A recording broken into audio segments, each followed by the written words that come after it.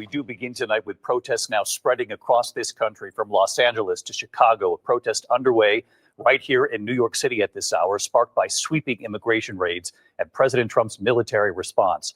And tonight, here are the images of ICE agents chasing farm workers through the fields and the arrests at a meatpacking plant. In the past 24 hours, large rallies and marches in New York, Chicago, Denver, Atlanta, Boston, San Francisco, and other cities too. At least 200 arrested overnight. And tonight here, new images of what protesters say is fueling their outrage. ICE agents chasing farm workers through a strawberry field. This is Oxnard, California, making arrests there. Protesters trying to stop agents arriving at a meat production plant. This is playing out in Omaha, Nebraska. Dozens of workers were handcuffed with zip ties and taken away in a bus. In Los Angeles, surveillance video appearing to show federal agents boxing in a car and then using tear gas, detaining the driver, reportedly leaving 2 children and their mother behind. And ICE posting this image from an enforcement operation in Los Angeles. The National Guard with weapons out, protecting the operation. And tonight, as these protests spread, the governor of Texas now deploying the National Guard there. ABC's Matt Gutman leading us off from Los Angeles tonight.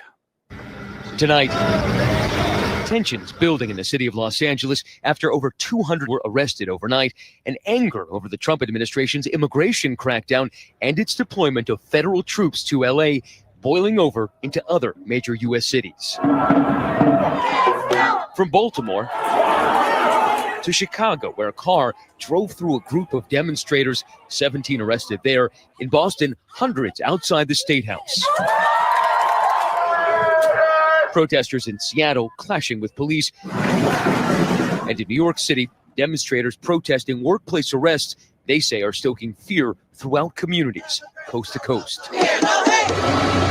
And tonight, those jarring images from Southern California, ICE agents filmed chasing farm workers through strawberry fields around 6 a.m. Tuesday. And in Omaha, Nebraska, the state's largest yet immigration sweep, targeting a meat production plant, dozens arrested there. They just came in and said that it was a raid and we had to get everybody out of production.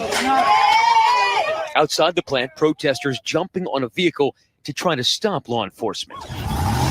And back in Los Angeles, this is the canister from the tear gas that they threw at her. That dramatic surveillance video appearing to show federal agents boxing in this car, reportedly using tear gas on the passengers and detaining the driver, leaving a toddler, an infant, and their mother behind.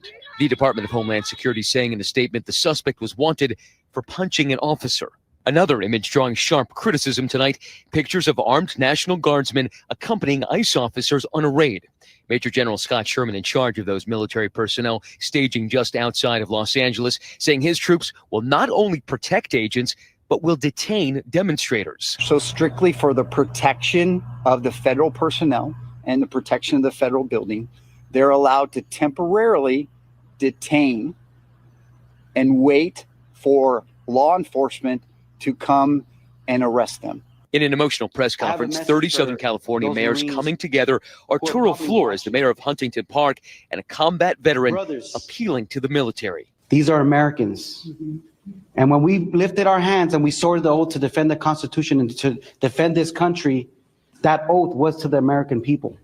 It was not to a dictator. It was not to a tyrant. It was not to a president. It was to the American people. In the wake of those violent protests, a rare address to California and the nation from Governor Gavin Newsom, calling Trump's decision to activate about 4,800 troops, more than the number deployed in Iraq and Syria, theatrics and traumatizing. When Donald Trump sought blanket authority to commandeer the National Guard, he made that order apply to every state in this nation. This is about all of us. This is about you. California may be first, but it clearly will not end here. Other states are next. And on Capitol Hill today, Secretary of Defense Pete Hegseth seeming to confirm that, telling lawmakers the National Guard could be deployed to other immigration protests across the country. Part of it is getting ahead of a problem so that if in other places, if there are other riots in places where law enforcement officers are threatened, we would have the capability to surge National Guard there if necessary. And just hours ago, Texas Governor Greg Abbott mobilizing the Texas National Guard to San Antonio, where large-scale peaceful protests are planned. We want to make sure that what has happened in California does not happen in Texas. David, I just got off with Governor Newsom's team, who tells me that he was particularly disturbed to see those images of ICE agents chasing those farm workers through the strawberry fields here in Southern California. You can see it's pretty subdued out here today. Still, a curfew is in effect for parts of downtown Los Angeles tonight and tomorrow night, David. Matt Gutman with the images from Los Angeles and across the country. Matt, thank you. James, let me start by trying to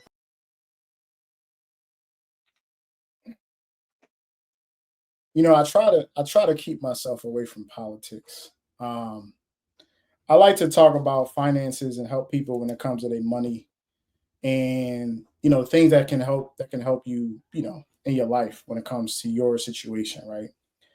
But I was in California over the last month, and I was around. I'm just say that I was around handling business.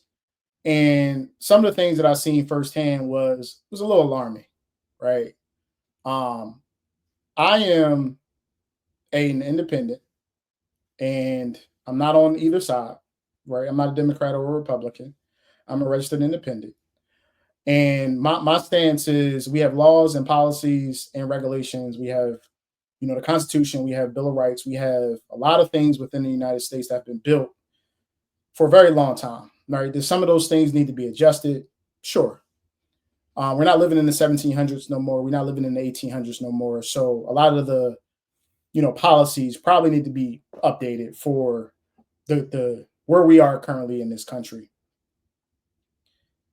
The one thing that I don't have any tolerance for is people that break the law. I'm just be completely honest with you. Right? People that break the law, if you are a criminal, let's just say that. Let's just say someone that breaks the law and there is consequences for you breaking the law, then I support you receiving those consequences, right? As a law-abiding citizen, right? It's a great movie, actually. If you haven't seen it, go watch it. As a law-abiding citizen, I don't have any issues with people that's being detained because they're breaking the law. If you are not breaking the law and you are a United States citizen or someone that is following the steps to become a United States citizen, that has a green card, that has a work visa, whatever, systematic way that the government has allowed you in this country, you have every right to be in this country, right? If you are going about doing the things the right way. Let's just be honest here. That's it. If you are not, then, well, you probably shouldn't be here. That's just the truth. Because if I were to go to another country, and I've traveled across the world, and if I were to go to another country, and I will walk across their border, and I wanted to then go and be a part of that country, they have steps and ways that you can become a citizen or get a visa or a card or, some type of benefit to their country. They are going to provide the guidance on how to do so. I have to follow those guidance. I got to follow that rule. And if I don't, they will detain me. And in some countries, they will kill you. Right? Or they'll throw you, across the border and tell you, kick rocks. Unfortunately, in this situation, we have a lot of things happening at one time. We have a political system, a president, and a political system that is volatile, to say the least. And again, I'm not on either side of this. I'm just speaking from my opinion and what I see. It's volatile, to say the least. That goes back and forth on a daily basis, that creates a lot of chaos. And although you might have the right situation or the right way of going about doing it, it is how you're doing it which that matters. So to the military having to be involved when it comes to National Guard, it sucks because they're United States citizens and they're just doing their job. If you out there and you see a military personnel with their uniform on, don't get them no slack. They're doing their job. They got orders. They following their directions. They following their command. They're doing their job, right? Same thing with the federal ICE members. How they're going about doing their job matters. How they're legally going about doing it matters too. But the one thing that we can't argue about is if you are not following the rules of this nation when it comes to how you operate from an immigrant standpoint to the process of how you become a citizen and all of those things, then you got to reap the consequences of it. If you are someone that's being detained in a negative way, that's not right, and you are a citizen, then that's a different conversation. That's a different discussion. We can be honest and true about this without getting too emotional. Again, without being overly emotional, we can have the conversation and see it for what it is on the positive side and the negative side and say, we have to make sure that we are following the rules of this nation. And if you are following the rules of this nation, then you should be treated in a positive way. We can agree on that. But what is frustrating is when we don't follow the rules of the nation and then complain about it when you receive consequences for not following the rules of the nation. That is insane. We cannot complain about people that are not following the rules. We can't do that. If I were to go outside today and I committed, an insane act, then any federal or any state or any citywide or county, public servant, public, officer, police officer, whoever, FBI, etc., has within their right to come in my house or to come into some area that I'm at. If it's at church, if I'm in the farmland, if I'm out here at my son or my daughter's graduation, at school, it don't matter where I'm at. I broke the law. They need me. They need to detain me. They're going to go and do so.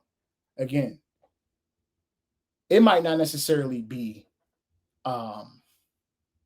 comfortable to see somebody at a graduation get pulled out of the crowd. It might not necessarily feel good, but we're not talking about feelings right now. We're just talking about the facts. The facts are, if you break the law, you're going to get consequences for it. If you don't follow the rules, you get consequences for it. That's stuff that we learned at like 3 years old.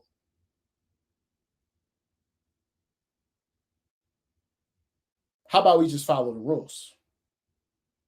How about that?